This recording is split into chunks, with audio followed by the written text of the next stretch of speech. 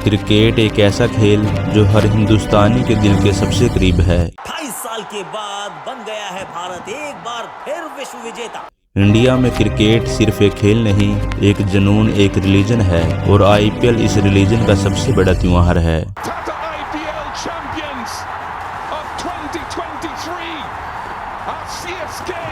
IPL ने cricket को नई हाइट पर पहुंचाया, नए स्टार को जन्म दिया और नए रिकॉर्ड बनाए हैं। लेकिन आईपीएल का एक दूसरा चेहरा भी है, एक ऐसा चेहरा जो शायद हम सभी देखते हैं पर अक्सर इग्नोर कर देते हैं, जिसका नाम है नेपोटिज्म। हाँ, वही नेपोटिज्म जो बॉलीवुड से लेकर कॉरपोरेट दुनिया तक हर जगह छाया हुआ है। वही नेपोटिज्म जो कभी कभी अच्छे टैलेंट के रास्ते में सबसे बड़ी रुकावट बन जाता है। लेकिन आज हम आईपीएल की इस छुपी हुई कहानी के पर्दे हटाएंगे।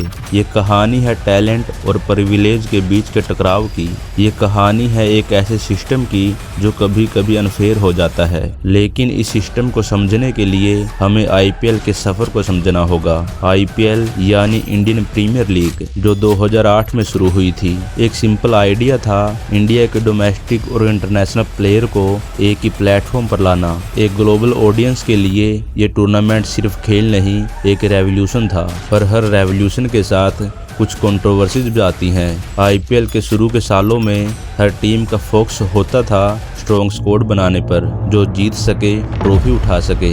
लेकिन धीरे धीरे कुछ ऐसे ट्रेंड देखने को मिले जो टैलेंट के मापदंड से परे थे। टीम सिलेक्शन में कभी कभी नाम टैलेंट से ज़्यादा भारी पड़ने लगा और यहीं से शुरू होती है नेपोटिज्म की कहानी।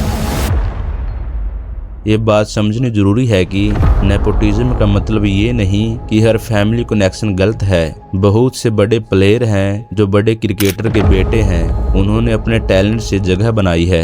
लेकिन कुछ केसेस ऐसे भी हैं जो सिर्फ सरनेम और कनेक्शन की वजह से आगे बढ़े। यही एक अनफेयर सिस्टम को जन्म देता है और एक टैलेंटेड प्लेयर को पीछे छोड़ देता है।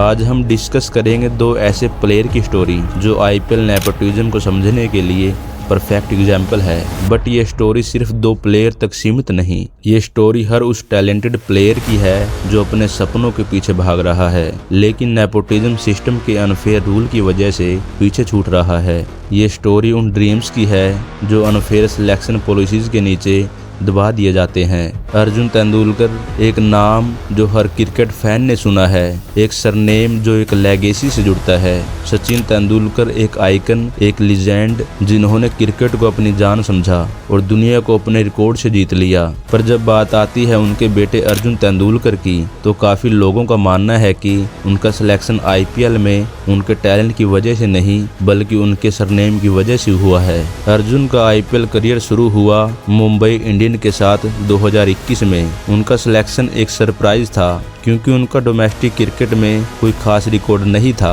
उन्होंने आईपीएल में अपने डेब्यू के बाद सिर्फ कुछ मैच ही खेले, लेकिन उनका परफॉर्मेंस किसी भी तरह से आउटस्टैंडिंग नहीं था। बट एक चीज जो सबको समझ में आती है वो है उनका सरनेम तेंदुलकर। अगर उनका सरनेम कुछ और होता तो क्या उन्हें ये मौका मिलता? कभी कभी ये क्वेश्चन बहुत अनकंफर्टेबल होता है, पर सच तो ये है कि अर्जुन तेंदुलकर को मुंबई इंडियंस में जगह सिर्फ उनके फादर के नाम पर मिलती है। आईपीएल का बिजनेस मॉडल ऐसा है कि उनको जिन्होंने मार्केटिंग का पोटेंशियल दिखाया उनको ही ज्यादा अपॉर्चुनिटी मिली है। अर्जुन को सिलेक्ट करना एक मार्केटिंग डिसीजन था और ये एक ओपन सीक्रेट है। एक टीम ओनर ने खुद बताया था कि मैं हॉनेस्टली ये कहना चाहता हूँ कि कभी कभी ऐसे डिसीजन लेने पड़ते हैं जो लॉन्ग टर्म में ब्रांड को फायदा दे। अर्जुन का सिलेक्शन सच में एक पब्लिक रिलेशन मूव था, पर उससे टैलेंट का इम्पैक्ट कम हो जाता है। एक अनऑफिशियल न्यूज के मुताबिक मुंबई इंडियंस को अर्जुन तेंदुलकर को सिलेक्ट करने के बाद मीडिया अटेंशन और स्पॉन्सरशिप डील मिलने की उम्मीद थी। एक सीनियर ऑफिशियल ने कहा था, अगर सचिन का बेटा टीम में है तो मीडिया में हमेशा हाइप रहेगी। आईपीएल का बिजनेस मॉडल ऐसी काफ़ी लेयर में काम करता है। पहले तो फ्रेंचाइजी को अपनी टीम में अपने ब्रांड एम्बेसडर की जरूरत होती है और ये ब्रांड एम्बेसडर का नाम है उनके पास सेलिब्रिटी स्टेटस होना चाहिए। ऐसे में अर्जुन तेंदुलकर का सिलेक्शन एक पीआर मूव था। जब तक उनका नाम ब्रांड के साथ जुड़ा था उनके सिलेक्शन का पोटेंशियल भी ब्रांड के ग्रोथ को बूस्ट करने वाला था। प्रियंक पांचाल जैसे प्लेयर के लिए आईपीएल का प्लेटफॉर्म सपने जैसा लगता है। लेकिन उनका सिलेक्शन न होना एक हार्श रियलिटी को दिखाता है। रणजी ट्रॉफी में उनका रिकॉर्ड 8000 प्लस रन के साथ उनकी कंसिस्टेंसी का प्रूफ है, पर आईपीएल ऑक्शन में उनका नाम सिर्फ एक बार अनाउंस होता है, वो भी अनसोल्ड के टैग के साथ। प्रियंक पांचाल, जिन्हें आज भी एक अनसंग हीरो माना जाता है, रणजी ट्रॉफी में गुजरात के लिए खेलते हुए उन्होंने 2016 और 2017 सीजन में अपने बलबूते पर गुजरात को रणजी का चैंपियन बनाया। उनका उस सीजन का टोटल 1300 प्लस रन्स एक ऐसे एवरेज के साथ था जो किसी भी इंटरनेशनल क्रिकेटर को मात दे सके।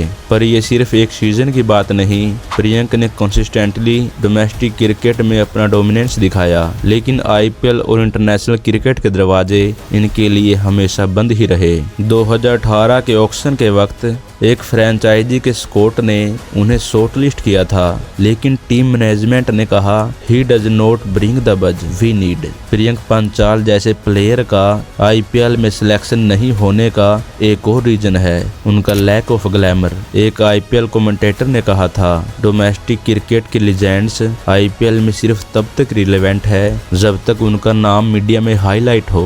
नेपोटिज्म सिर्फ एक इश्यू नहीं, एक पैटर्न बन गया है, और अगर आईपीएल का मॉडल ऐसे ही चलता रहा तो एक दिन हो सकता है कि टैलेंटेड प्लेयर के लिए जगह ही न बचे। क्या आपको पता है कि आईपीएल की ब्रॉडकास्टिंग राइट्स की डील प्लेयर की ब्रांडिंग के एनालिसिस के बिना फाइनलाइज नहीं होती? तेंदुलकर, धोनी, कोहली, जडेजा, ये नाम यहाँ सिर्फ क्रिकेट के लिए नहीं, एक फाइनेंशियल मॉडल के लिए है। आईपीएल सिर्फ क्रिकेट लीग नहीं बल्कि $1 बिलियन ब्रांड है। 2024 में आईपीएल का रेवेन्यू $16.4 बिलियन हो चुका है। फ्रेंचाइज ओनर जैसे मुकेश अंबानी, एन श्रीनिवासन हमेशा एक बात रिपीट करते हैं, क्रिकेट एक प्रोडक्ट है और आईपीएल उसका पैकेजिंग। इस पैकेजिंग में बड़े नाम एक की रोल प्ले करते हैं और यही नेपोटिज्म का जस्टिफिकेशन मिलता है। 2015 की एक अनऑफिशियल रिपोर्ट के मुताबिक एक आईपीएल फ्रेंचाइजी ने एक प्लेयर को इसलिए रिटेन किया था क्योंकि वो स्पॉन्सर ब्रांड का एम्बेसडर था। इसी प्रकार 2018 में एक डिजिटल एड एजेंसी ने रिवील किया था कि एक प्लेयर का सिलेक्शन इसलिए हुआ था क्योंकि उनका सोशल मीडिया एंगेजमेंट रेट उनकी क्रिकेटिंग परफॉर्मेंस से ज़्यादा था। तो आप बताइए, क्या ये सिस्टम फेयर है? क्या टैलेंट अपने आप में काफ़ी है या फिर आईपीएल का असली मंत्र है नाम बड़े और दर्शन छोटे?